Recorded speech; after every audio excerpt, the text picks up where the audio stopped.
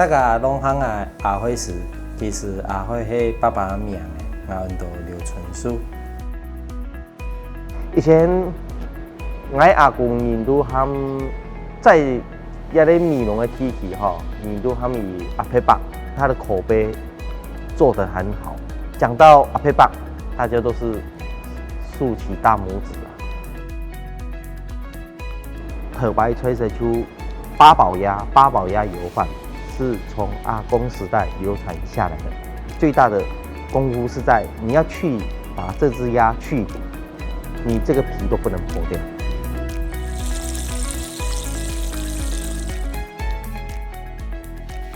做菜口味吼，会多做。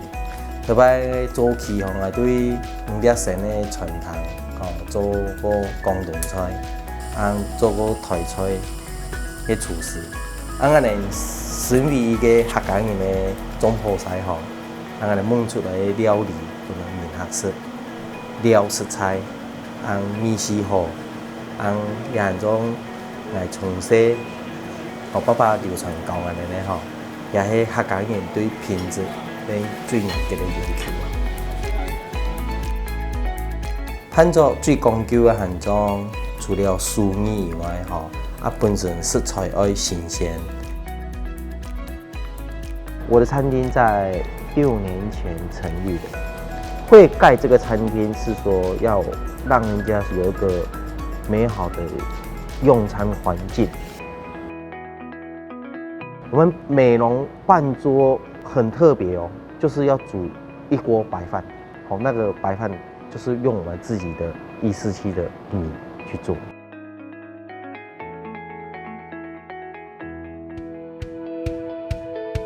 阿公的時代烹作吼，跟伊較無相同吼。特別烹作嘅食材由安尼自家準備吼，安尼就帶安尼鍋鏟、菜刀吼，去自家嘅烹作。過一下烹作嘅時代咯，完全改變嘅，由安尼全部做下爆盤，按到總鋪師。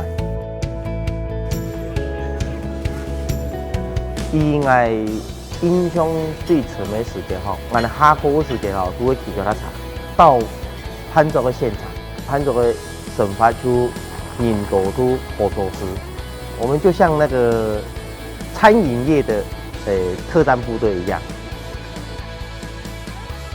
烹作時吼，一條路吼來行嘅吼，幾辛苦啦，也幾多奇妙嘅事情啦。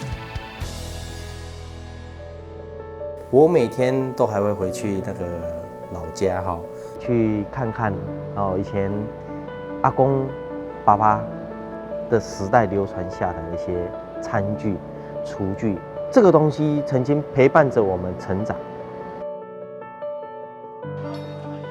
我哋做烹作嘅人哈，陪伴幾多人度過人生最重要嘅時刻啦哈。我如果做烹作哈。我本來跟咱多兄弟姊妹凝聚力吼，該團結。我對米濃，我係一個幸福的客家總鋪師。